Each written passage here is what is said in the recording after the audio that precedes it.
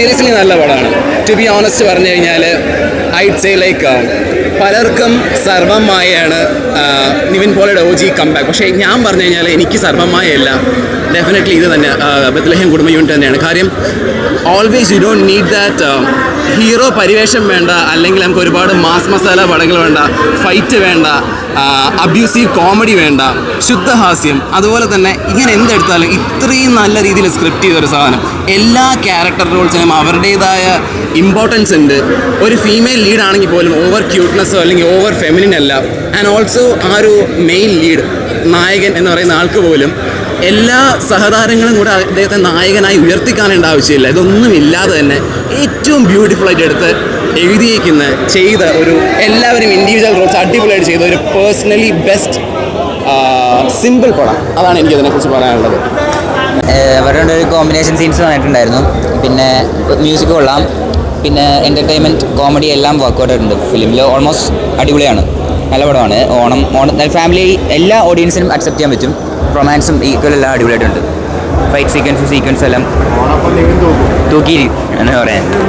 ഉഗ്രം പടം എന്ന് പറഞ്ഞാൽ തകർത്ത് വാരിയിട്ടോ. നിവിൻ പോളിയുടെ ബെസ്റ്റ് അടിപൊളി. പ്രേമലുവിൻ്റെ ഒക്കെ ഒരു മോളി വരും കേട്ടോ. കിട്ടില്ല വീട് പടം ഒരു സമയം പോലും ഒരു നമുക്ക് സംതൃപ്തി എന്ന് പറഞ്ഞില്ലേ, അങ്ങനെ ഒരു പടം കിട്ടില്ല പടം അടിപൊളി കേട്ടോ. ഇത് ഓണം തൂത്ത് വാരി നിവിൻ പോളി കൊണ്ടുപോയി. ഓരോ ഗിരീഷ് ഷേഡി നിവിൻ പോളിയും കൂടെ കൊണ്ടുപോയി കേട്ടോ. അത് മാത്രമല്ല മമിത ബൈജു കിട്ടിപ്പനായിട്ടുണ്ട്. മമിത ബൈജു എല്ലാവരും ഒരാൾ പോലും ക്യാരക്ടർ മോശം പറയാനില്ല. കിടുപടം അടിപൊളി, ഒന്നും പറയാനില്ല.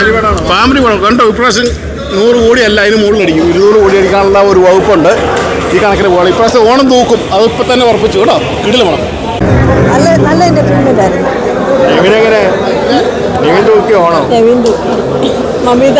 ഈ നിവിൻ പോളിനാണ് എല്ലാവർക്കും വേണ്ടത്.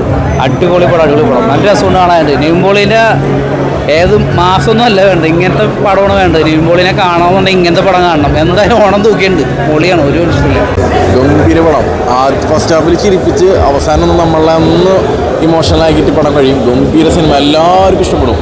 നിവിൻ പോളിയുടെ ഒരു പഴയൊരു പ്രേമത്തിലൊക്കെ കാണുമ്പോൾ ഒരു ഓറയില്ലേ, ഇതിൽ ശരിക്കും കാണാം. നിവിൻ പോളി കരയുമ്പോൾ നമ്മളും കരയും, നിവിൻ പോളി ചിരിപ്പിക്കും, നമ്മളും ചിരിക്കും. ഫസ്റ്റ് ഹാഫിലൊക്കെ നിവിൻ പോളിയുടെ ഒരു ഗ്യാങ്ങിൻ്റെ പെർഫോമൻസ് ഉണ്ട്. ഒന്ന് ചിരിച്ച് നമ്മൾ ഫസ്റ്റ് ഹാഫ് നമ്മൾ ഇതാക്കും. സെക്കൻഡ് ഹാഫിൽ കുറച്ച് ഇമോഷണലാണ്. ഗംഭീര സിനിമ. ഈ ഓണത്തിന് ഫാമിലീസൊക്കെ മസ്റ്റായിട്ടും കയറും പടത്തിന്. എന്തായാലും നല്ല റെസ്പോൺസ് ഉണ്ട് പടത്തിന്.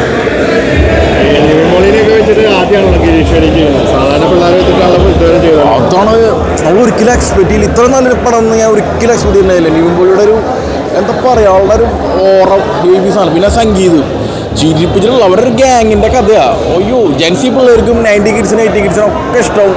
100% ഫാമിലി എൻ്റർടൈനർ. കോടി ക്ലബ്ബുകൾ തകർക്കുന്നുള്ള ഉറപ്പായി. ഓണം നിവിൻ പോളി എടുത്തു.